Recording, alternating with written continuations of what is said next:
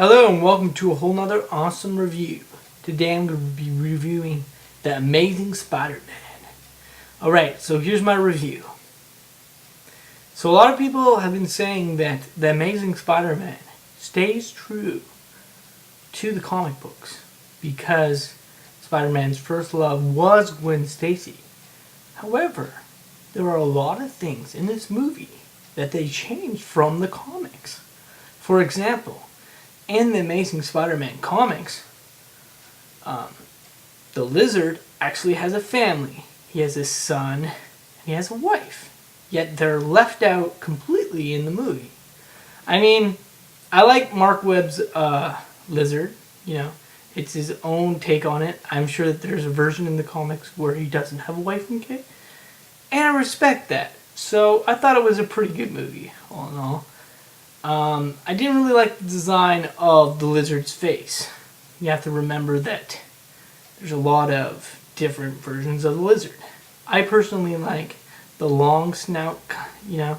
I kind of like that. I think it makes it a little bit more scarier, and that's what I remember from the comics. So I personally didn't like the CGI design of the Lizard's face, and I thought the CGI for the Lizard could have been a little bit better. But all in all, I thought it was a really good movie. The acting was fantastic. I liked the dark take on The Amazing Spider-Man. One thing I thought was a little, a little bit kind of weird was that Spider-Man was always calling somebody on a cell phone, and he was talking to like his, Gwen Stacy on the cell phone, and it's like not muffled at all, Why would Spider-Man, not put his thing up to talk on the cell phone? That doesn't make sense. That's a little mistake in the movie. And they did a lot of, takes where he's talking on the cell phone. I mean, you want to go with a more realistic take, he should at least put his, to talk on the cell phone. But all in all, I thought it was a really good movie. They changed Uncle Ben's death a little bit. He doesn't actually go, to become an amateur wrestler like in the comics. There's another thing that they changed from the comic books. In this version, Uncle Ben and him get in an argument, and Uncle Ben walks down the street, and there's this kind of store that confronts, kind of like talks to Peter, and he gives him like, a drink because he doesn't have 2 cents. And Peter basically just lets the robber go, and then the robber gets into a fight.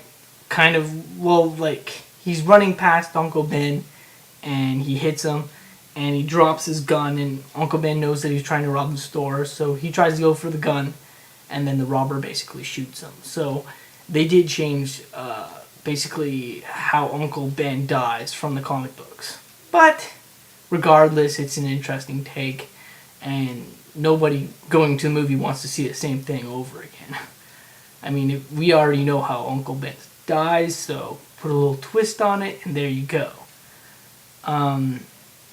They kind of redid the whole with great power comes responsibility kind of thing. Uncle Ben really doesn't say that in the movie. He says, this line about responsibilities, they changed that a little bit.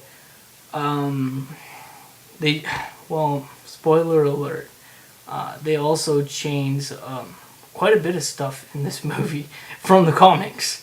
The only thing that they really stayed true to was the fact that Gwen Stacy was his first love, and they got the web shooters in there.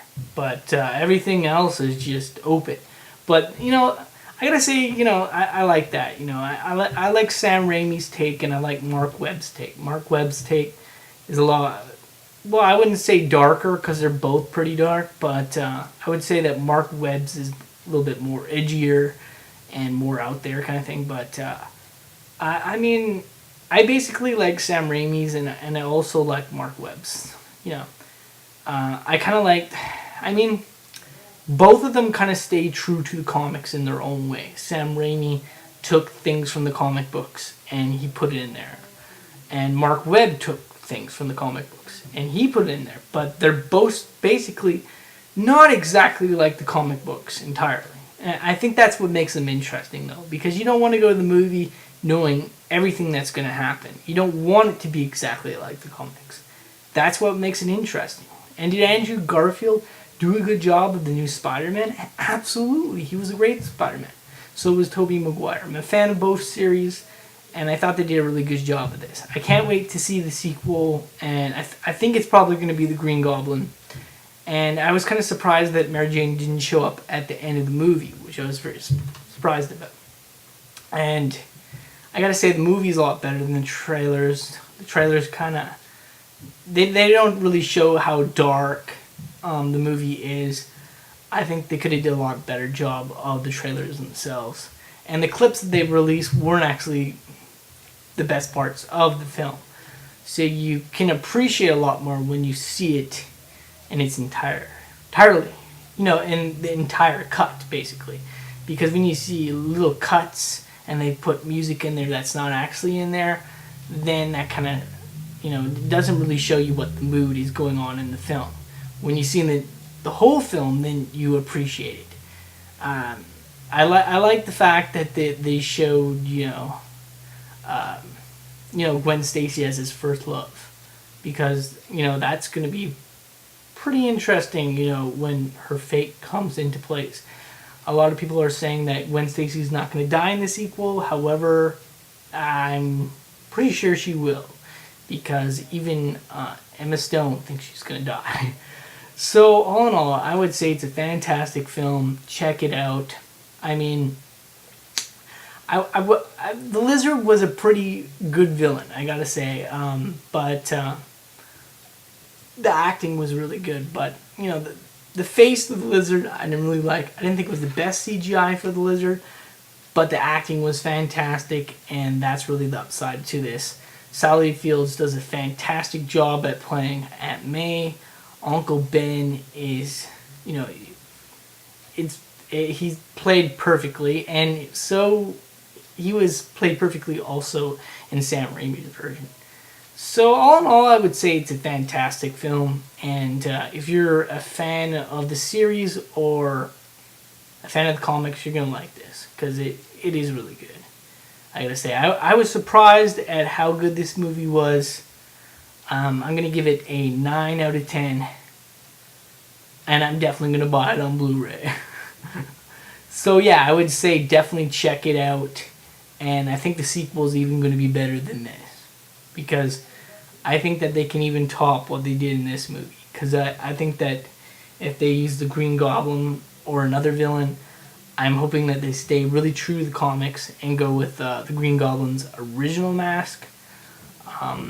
Or go with an entirely different villain. I would like to see Carnage or Venom or something like that, but I think they're going to use the Green Goblin. It looks like it's pretty much set up for that. And I think that Mary Jane can make an appearance in the sequel. But that's just what I personally think is going to happen. And I think that Gwen Stacy's fate is definitely going to happen, because if you read the comics, you know what happens. No spoilers. So definitely check it out. It's a good movie. 9 out of 10. Totally awesome. Check it out. And have an awesome night, everyone.